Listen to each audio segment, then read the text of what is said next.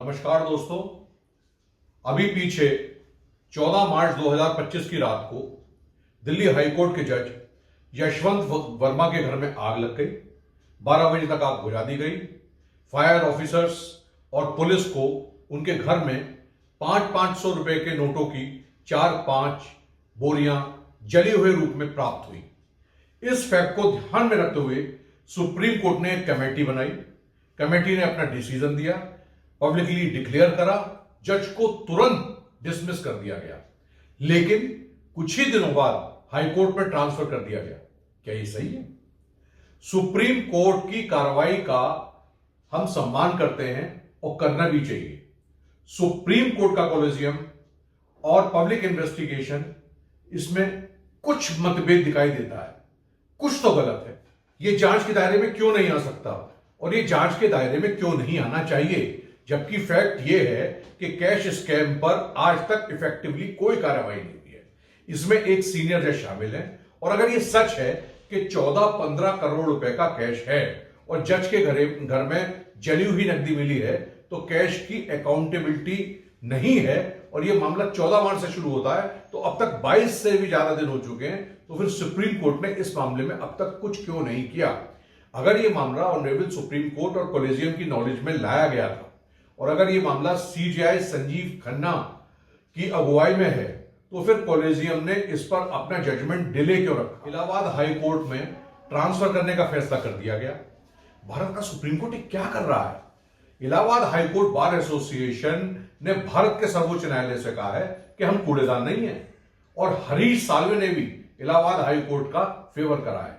Media द्वारा लगातार सवाल उठाए जाने हैं और प्रेशर डालने जाने के बाद सर्वोच्च न्यायालय ने यह क्लैरिफिकेशन दिया है कि न्यायाधीश का ट्रांसफर और उनके खिलाफ कैश रखने के लिए ओवेटेड केस आपस में जुड़े नहीं है।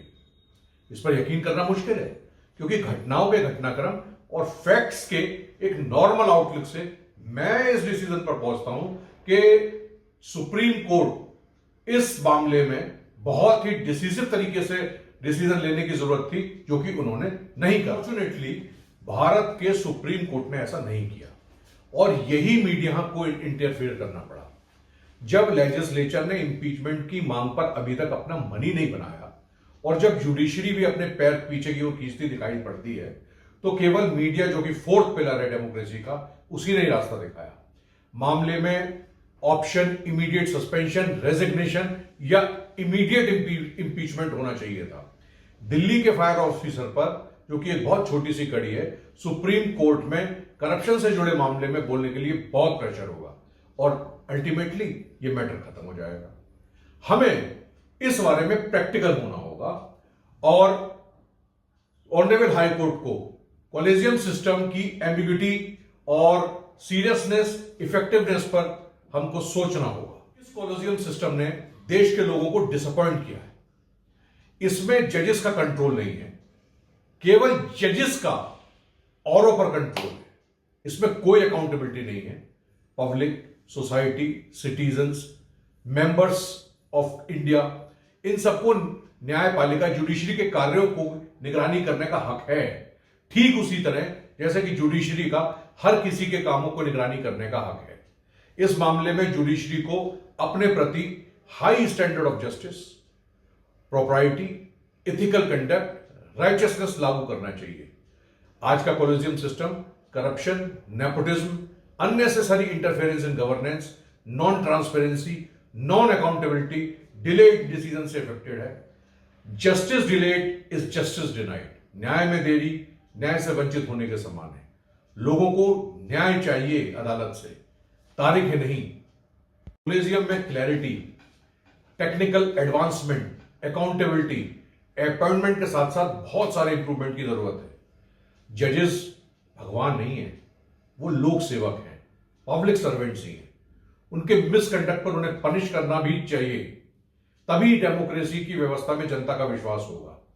जब डेमोक्रेसी के सारे अंग एकजुट होकर काम करते हैं, तभी जनहित की, सर्विस की, सेवा की पूरी परिपाटी होती है। भले ही पब्लिक इन्वेस्टिगेशन के कारण ही क्यों ना हो, हमें कभी यह नहीं भूलना चाहिए कि ऐसा क्यों हो रहा है। तो अंत में मैं आपसे फिर यही कहूंगा कि मैं सुप्रीम कोर्ट का बहुत सम्मान करता हूं।